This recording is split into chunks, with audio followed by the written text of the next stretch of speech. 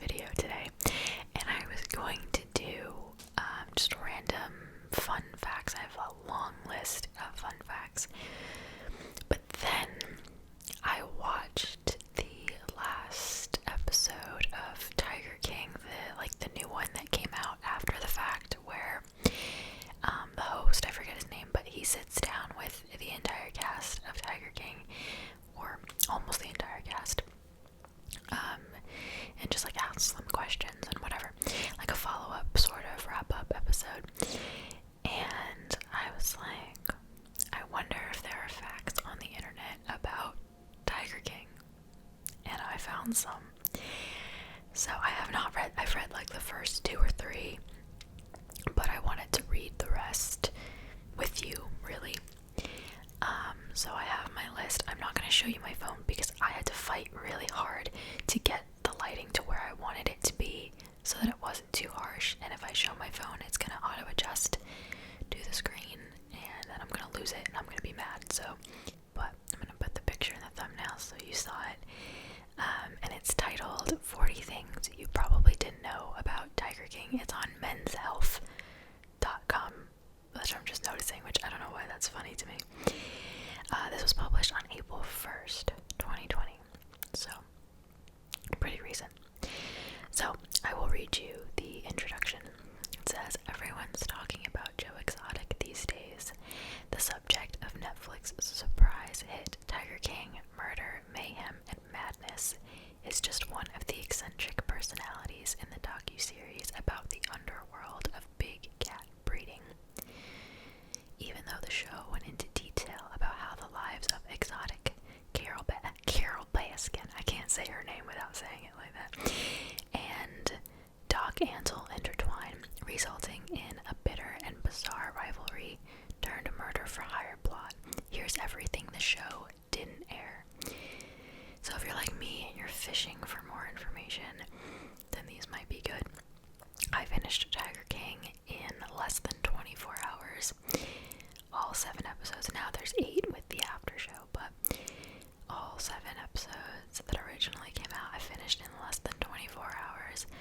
A bunch of my coworkers were talking about the show, and I was like, I need to know what everyone's talking about.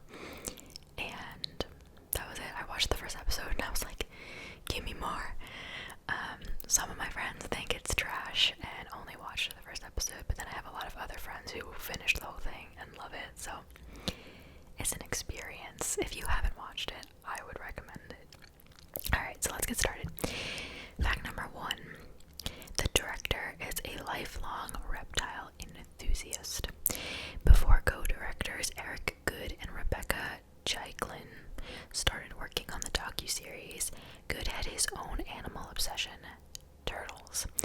In fact, he founded the Turtle Conservancy in 2005. Alright, not the kind of information I was fishing for, but we'll carry on. Number 2. Still talking about the director, he's also a big name in New York City's nightlife scene. He opened Area in 1983, a nightclub known for its always changing theme, which drew in big names like Madonna, Bianca Jagger, and Cher. He's since opened the Bowery Hotel, the Jane Hotel, and Waverly Inn.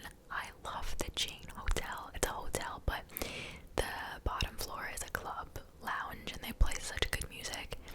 Love the Jane. I haven't been in a while, but my friends and I love the Jane. That's interesting.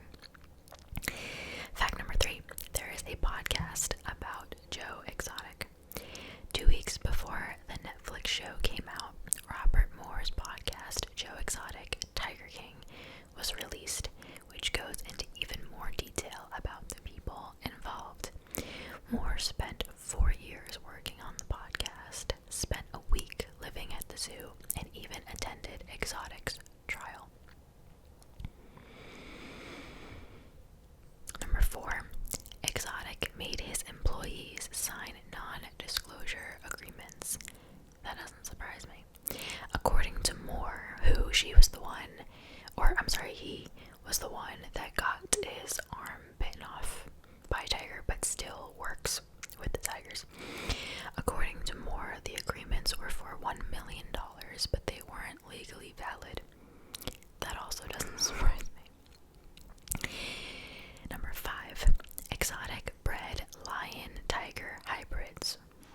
tigers. New York Magazine reports that Exotic hoped this process would lead to the recreation of a prehistoric saber-toothed tiger, something that big cat biologists agree is impossible. But of course he had to try, right? Because he's Joe Exotic. Number 6, Exotic didn't sing all of his songs. He has a bunch of music videos if you haven't watched the series, and they're kind of like sprinkled throughout the docuseries. 𝓢𝓸𝓬𝓲𝓪, the director, told the Los Angeles Times that the fact checker for the docuseries said Joe Exotic sang some of the time, but that the Clinton Johnson band played a significant part in writing and recording his songs. That you could kind of tell if you're listening to the songs, it doesn't sound like his voice. But whatever. Number 7, Exotic was a chief of police in Texas. Really, he was only 19 years old when he held the position in Eastvale, Texas, but only a few officers reported to him. That's scary. I'm not focused, am I? Now I am. Am I? I don't know how long it was like that, sorry. Number 8. Exotic has been in prison for over a year and a half. The director told Entertainment Weekly that he still keeps in touch with Exotic and that prison has given him a, quote, different perspective on what it means to be in a cage. They said that in the docuseries, though. Why does it keep...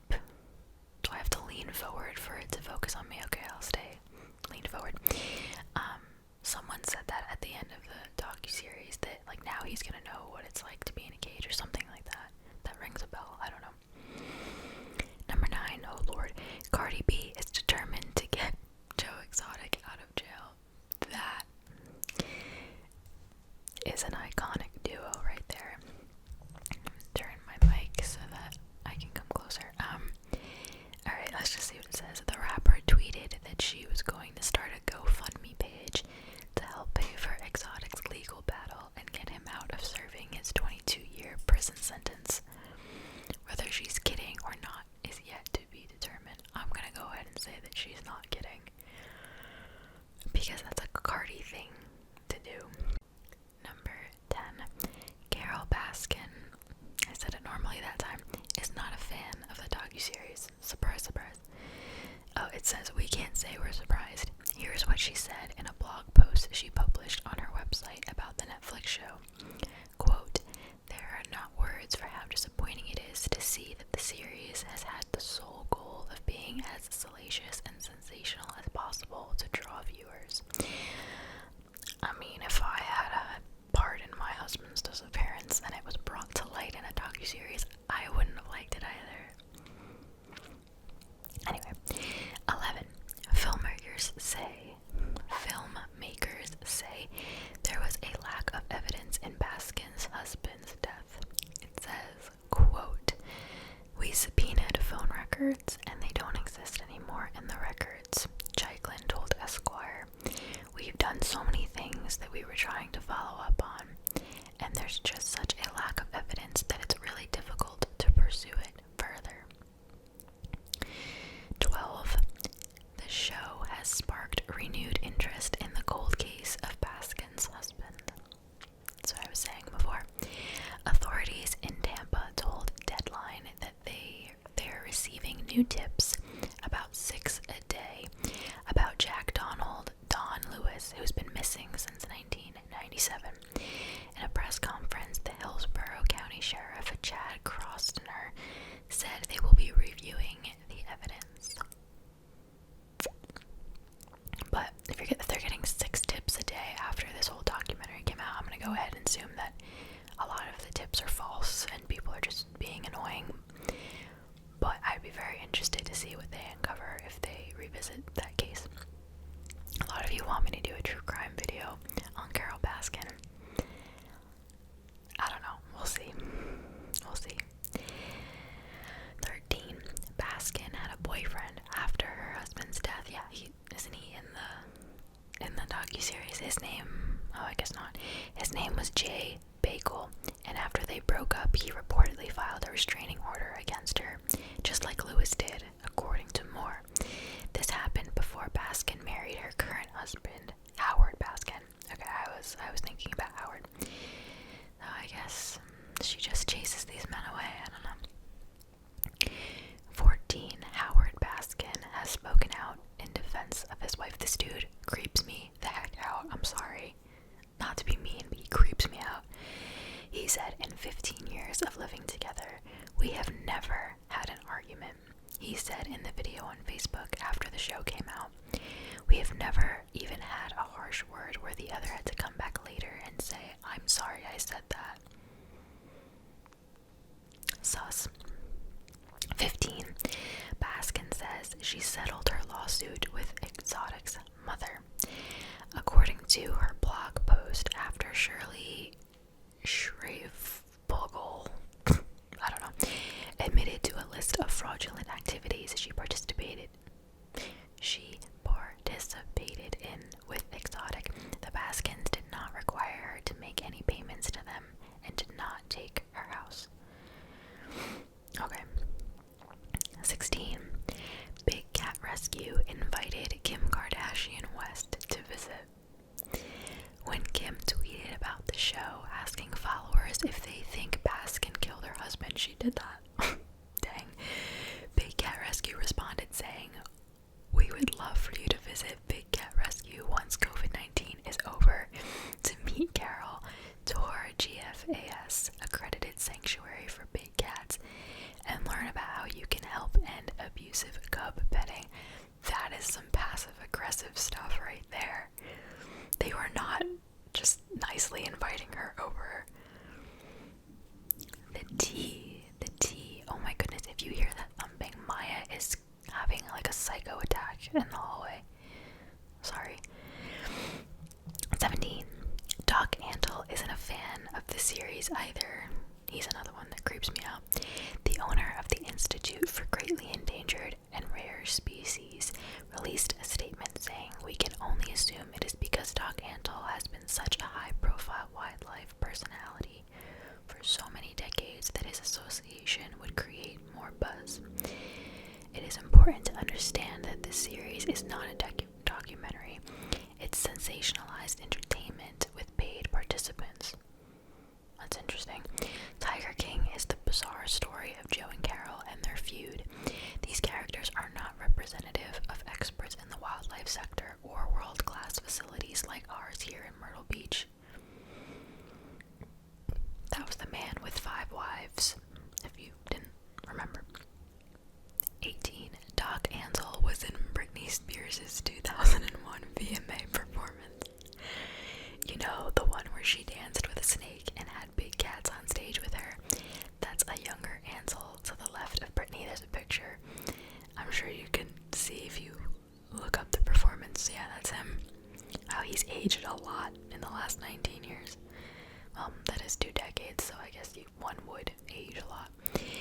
19. He was on The Tonight Show, too. Here, Doc Antle is seen next to Jay Leno in February 2001 with 2 baby tigers. He brought other animals for the late-night talk show host to play with, too. John Finley has gotten a new set of teeth since filming. I feel, that's in the after show, because they show him, he looks like a completely different person. He was one of 𝓢𝓸𝓬𝓲𝓪's husbands. Finley told TMZ he got dentures in July of 2019. He also revealed that while the docuseries implied that Finley lost his teeth due to meth usage, a genetic condition was always a factor. Okay. He looks like a totally different person. He looks like he lost weight. He grew like a little beard, which I've always said that beards are makeup for men. Not always, but a lot of the time. And he had the new teeth. Like, he literally looks like a different person. I would suggest looking him up if you want to see. Finley wants Channing Tatum to play him in the movie. Okay, so they're thinking about making a movie about Joe Exotic, and they're all asking all the different characters who they would want to play themselves. Finley told David Spade his choice is based on more than just looks and talent. I think it was 4 to 5 years ago he did a shout out to He did a shout out to Elisa Finley. She had stage 4 breast cancer, and one of her bucket list items was to have Channing Tatum give her a kiss. And he did on, I think it was Skype or something like that. He said, "Since he did that for my distant cousin, I would actually like him to play me." Interesting thought process there. Dylan Passage is still married to Exotic. Oh, I forgot about this dude. Passage responded to an Instagram comment asking if they were still together with the following comment: "I'm still married to Joe, but my social media platform isn't used for any Joe things. Thank you, though." Exotic had a 4th husband. According to New York Magazine, Exotic's first husband was J.C. Hartpence. He is reportedly currently in prison for murder, which he committed after his divorce from Exotic. Lovely. Okay, 24. After the zoo fire, Rick Kirkman's house burned down. According to Moore, Kirkman moved to Dallas, Texas after the fire at the zoo, and his house mysteriously burned down 6 months later. He then moved to Norway, which is where he currently resides. He talked about that in the after show as well. 25. Kirkman was once a dancer. When he was 16 years old, he was on Dick Clark's American Bandstand. I've heard of that. Jeff Lowe wants celebs to help fund his new zoo. This is the guy that stole the zoo from Joe. Specifically, Shaquille O'Neal. Good told the Los Angeles Times that Lowe's new Thackerville, Oklahoma-based park still isn't open, and that he's reached out to the Basketball Hall of Famer for financial support. No shame. 27. The zoo is supposed to open in the summer of 2020. Lowe says it's going to be called the Oklahoma Zoo, not to be confused with the Oklahoma City Zoo. You know how much business they're gonna get, though, because of all this hype. Of course people are gonna go. 28. But the GW Zoo is still operating. Good told Entertainment Weekly, "All I can tell you is that Jeff Lowe is basically operating on fumes. No one is going now, and there's no source of income, and that's been going on for a long time." Maybe I was wrong.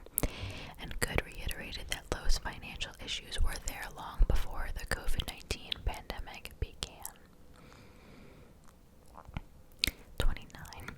It's unclear what will happen to the animals. That's a good question. I didn't even think of that. If Good had to guess, he doesn't think all the animals will survive. Some will be placed, but I would suspect a lot of them will die from starvation and probably be put down. That's so sad. That makes me angry. 30. Lowe is still with 𝓢𝓸𝓬𝓲𝓪. She's so pretty, but I don't understand how you could be cool with your husband having other girls on the side, and but you're cool with it. I mean, I guess if he's paying you good money, but I'm not one for that. The two are engaged, and she reportedly is still helping him manage the GW Zoo. Okay. Oh, my mom just started blow drying her hair. Man, alright, we're almost done. It's fine. So the couple told the state on February 11th that they were looking at a July 2020 wedding. Currently, they split their time between Las Vegas and Oklahoma. I don't know if a July 2020 wedding is going to be happening now, unless it's going to be a small one. And yes, Hot Nanny is still around. Lowe recently shared this picture of himself, his fiancée Lauren, and their hot nanny on Instagram. Just look at his Instagram. She's got, it's not even a crop top, it's like a sports bra, jean shorts that look like underwear. She has a beautiful body. She's very young, and he's very open about the fact that she's a beautiful nanny, and his wife is just like, yeah. Whatever. 33. Lowe is happy with his portrayal on the show. Pop Culture reports that in a since-deleted Facebook post, Lowe said, "Lauren and I just finished watching